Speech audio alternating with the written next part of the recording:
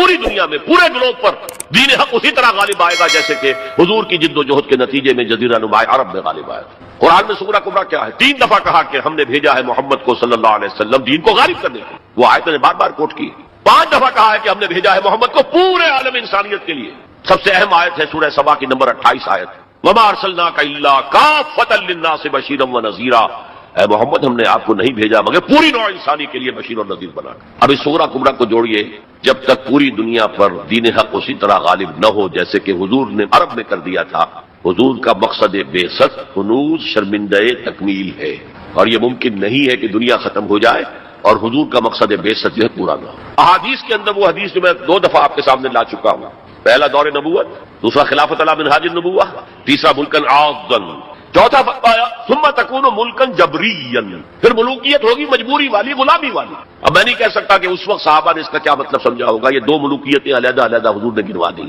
آج ہم سمجھ سکتے ہیں کہ پہلی ملوکیت وہ تھی جس میں سلاطین اور ملوک مسلمان تو تھے، کلمہ گو تو تھے، پھر ہم ملکہ وکٹوریہ کے غلام ہو گئے۔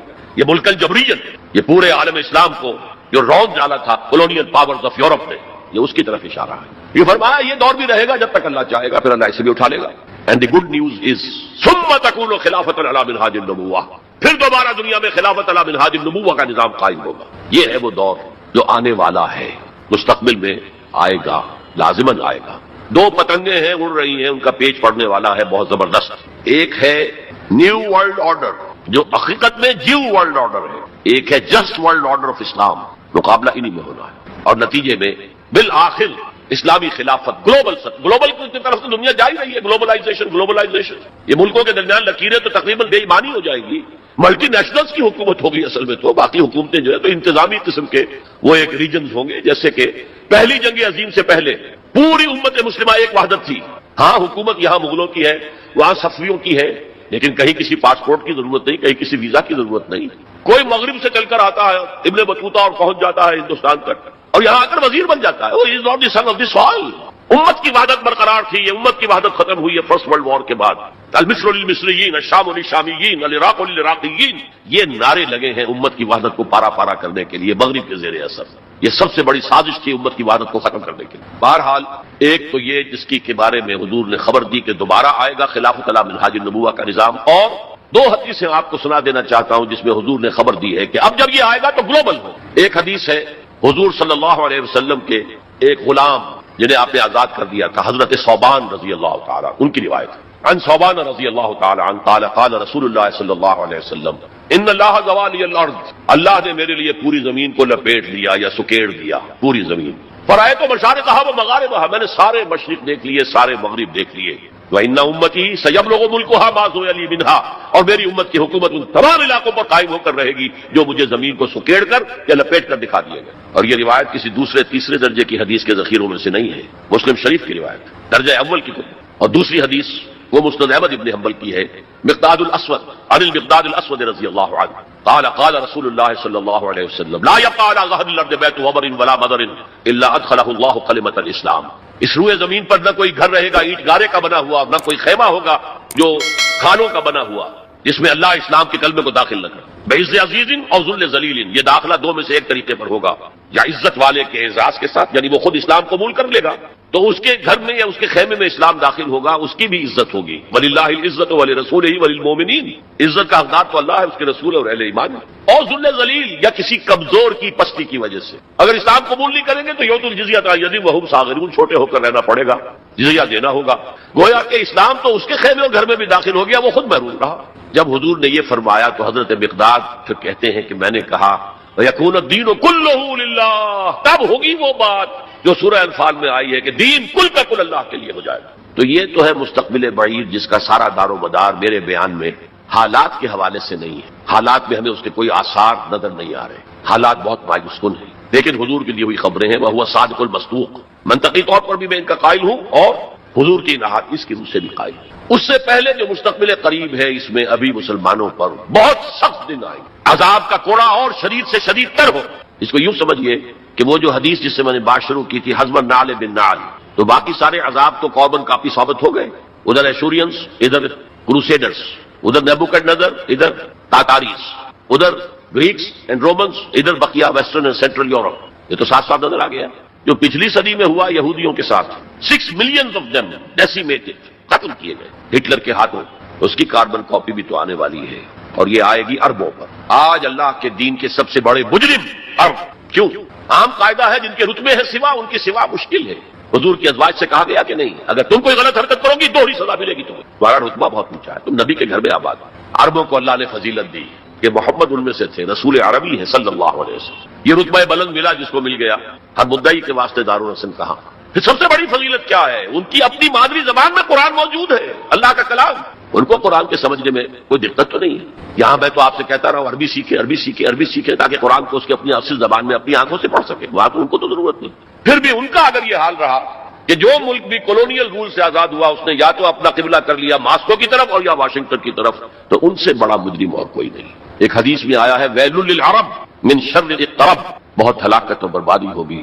ایک مرتبہ ام سلمہ رضی اللہ تعالی عنہا نے ام المومنین پوچھا کہ یہ جو آپ فرما رہے ہیں کہ اتنی بڑی تباہی آئے گی, اتنے بڑے مسلمانوں کے اوپر برے حالات آئیں گے, تو عرب اس وقت کہاں ہوں گے؟ فرمایا العرب یومئذ قلیل, بہت کم رہ جائے, بہت بڑی تباہی آنے والی. اور اس کا نقطۂ آغاز کیا ہوگا؟ ویسے تو ہے جو کچھ ہو رہا ہے فلسطین میں اسے وہ 30 کروڑ عرب بھی دیکھ رہے ہیں اور باقی 100 کروڑ مسلمان باقی بھی دیکھ رہے ہیں. ٹک ٹک دیدم دمنہ کشیدم, وہ آئی سی جو ہے وہ بھی زیادہ آئی سی بن کر رہ گئی اور کچھ نہیں. کوئی کسی طرف سے احتجاج تک نہیں ہے. امریکہ شہرون کو مین آف دی پیس کا خطاب دے رہا ہے. صابرہ اور شتیلہ کا قاتل درندہ اور جو کچھ کر رہا ہے فلسطینیوں پر وہ آج ہم اپنی آنکھوں سے دیکھ رہے ہیں ٹیلی ویژن کے اوپر. کس طرح بلڈوزرز آتے ہیں ان کے گھروں پر گھر گراتے چلے جاتے ہیں. کس طریقے سے F-16 اوپر دندن آ رہے ہیں, ہیلی کاپٹر دندن آ رہے ہیں. ان کے پاس کیا ہے سوائے اپنی جان پیش کرنے کے؟ سوسائڈ جو ہے اٹیک, اس کے سوا کیا ہے؟ یا پہلے وہ صرف پتھر مارتے تھے, اینٹیں روڑے, اللہ خاص. تو یہ ضربت علیہم الذلۃ والمسکنۃ وباؤوا بغضب من اللہ تو پہلے ہی ہو چکا ہے. لیکن جن دو چیزوں پر یہودیوں کا اور west white Anglo Saxon Protestants کا اتفاق ہے وہ ایجنڈا, 4 نکاتی ایجنڈے پر یہ متفق ہیں. نمبر 1, جلد از جلد وہ جنگ ہونی چاہیے جس کی خبر بائبل میں دی گئی ہے, آرمگیڈون. بائبل کی آخری کتاب ہے ریویلیشنز, مکاشفات یوحنا. یہ یوحنا جون جو ہے یہ حضرت یحییٰ نہیں, حضرت مسیح کے حواریوں میں سے ایک جون ہے, ان کے مکاشفات ہیں. اور اس میں یہ ہے کہ ایک بہت بڑی جنگ ہوگی تاریخ انسانی کی, آرمگیڈون. اور اگر آپ دیکھیں گے ڈکشنری میں تو لکھا ملے گا very big war which will be fought between the forces of good and evil before the end of this world. Armageddon جلد از جلد ہونی چاہیے. نمبر 1, عراق پر حملہ اس کا نقطۂ آغاز ہے. آگے یہ سلسلہ کدھر بڑھتا ہے یہ ابھی دیکھنے کی بات ہے. نمبر 2, گریٹر اسرائیل قائم ہونا چاہیے تاکہ پوری دنیا کی یہودی آ کے سما جائے. ابھی تو اس چھوٹے سے اسرائیل میں تو ساری دنیا کی یہودی تو نہیں آ سکتی. اور یہ کہ فلسطینیوں سے اس ارض فلسطین کو پاک کیا جائے تاکہ نہ رہے بانس نہ بجے مانسری. یہ خودکش حملے بھی ختم ہو جائیں, یا انہیں سمندر میں پھینکو یا انہیں جارڈن کی طرف دھکیل دو, چلے جاؤ. نمبر 3, مسجد اقصی اور ڈوم آف دی راک قبۃ الصخرہ کو گرایا جائے. نمبر 4, ٹیمپل تعمیر کیا جائے, 3rd ٹیمپل جس کی پوری تیاری کر چکے ہیں, جس کے پورے نقشے بن چکے ہیں, جس کے لیے اس کی جو بھی انٹرنل ڈیکوریشن ہوگی اس کے لیے سب کچھ تیار ہو چکا ہے. اور یہ انتفاضہ جو ریسنٹ شروع ہوا ہے یہ شہرون کے دورے کی وجہ سے کہ وہ مسجد اقصی میں داخل ہوا اور وہ دیکھ رہا تھا جگہ کہاں سے ہمیں فاؤنڈیشن بنانی ہے اور کیا کرنا ہے. 4 باتیں گنوائی میں نے. 5ویں بات ایک اور بھی ہے کہ جب 3rd ٹیمپل تعمیر ہو جائے تو تھرون آف ڈیوڈ لا کر وہاں پر رکھ دیا جائے. یہ مجھے پتا نہیں تھا, یہ تھرون آف ڈیوڈ ابھی حضرت داؤد کا تخت جو ہے کہیں محفوظ ہے. یہ پروٹیسٹنٹس کا ایک رسالہ نکلتا ہے دی ٹرمپٹ فلاڈلفیا سے, امریکہ کے شہر فلاڈلفیا سے, دی فلاڈلفیا ٹرمپٹ. اس میں پتا چلا کہ ایک پتھر تھا جس پر بٹھا کر حضرت داؤد کی تاج پوشی کی گئی تھی, اسی پر حضرت سلیمان کی تاج پوشی ہوئی, اسی پر بعد میں ان کے اور جو بھی تھے حکمران ان کی تاج پوشی ہوتی رہی. وہ پتھر ٹائٹس نے جب گرایا ہے یروشلم کے اس 2nd ٹیمپل کو تو وہ اپنے ساتھ لے گیا, وہ روم پہنچ گیا, روم سے آئرلینڈ پہنچ گیا, کیتھولک ملک ہے بہت بڑا, وہاں سے اسکاٹ لینڈ آیا, وہاں سے انگلینڈ میں آ گیا اور اسے رکھ دیا گیا جو ان کی پارلیمنٹ کے ساتھ جو گرجا ہے. اور 14ویں صدی عیسوی میں اس کو ایک کرسی میں بلڈ کر دیا گیا سیٹ کی حیثیت سے. اب وہ تھرون ہے, اسی کرسی پر بٹھا کر انگریز جو بھی بادشاہ ہوئے اور جو ملکائیں ہوئی ان کی کورونیشن ہوئی ہے, وہ وہاں سے لا کر اب یہاں رکھا جائے گا. البتہ اس کے بعد ان کے ایجنڈے مختلف ہو جاتے ہیں. یہودی سمجھتے ہیں ہمارا مسیح آئے گا, وہ اس تخت پر بیٹھ کر دنیا پر حکومت کرے گا. اس کے لیے بھی سمجھ لیجئے ان کے مسیحا سے مراد کیا ہے. ان کے ہاں چلی آ رہی تھی پیشن گوئیاں کہ ایک مسیحا آئے گا جو تمہارے دلدر دور کرے گا, تمہیں عظمت تک پہنچائے گا. وہ حضرت مسیح آ گئے, انہوں نے مانا ہی نہیں. تو وہ پیشن گوئی جو ہے ابھی موجود ہے, دی پوزیشن از ویکنٹ, ابھی تک وہ مسیح نہیں آیا, they are waiting for their مسیح, اس لیے کہ مسیح کو تو مانا نہیں. اور عیسائیوں کا خیال ہے حضرت مسیح کا جو سیکنڈ نزول ہوگا، سیکنڈ کمنگ، تو وہ اس تخت پر بیٹھ کر حکومت کریں گے پوری دنیا۔ یہ ایجنڈا ہے۔ کوئی سبب معلوم ہو سکا ہے آج تک کہ عراق پر کیوں حملہ کیا گیا، اور کمال ہے کہ اس قوم نے پھر اسی شخص کو منتخب کر لی۔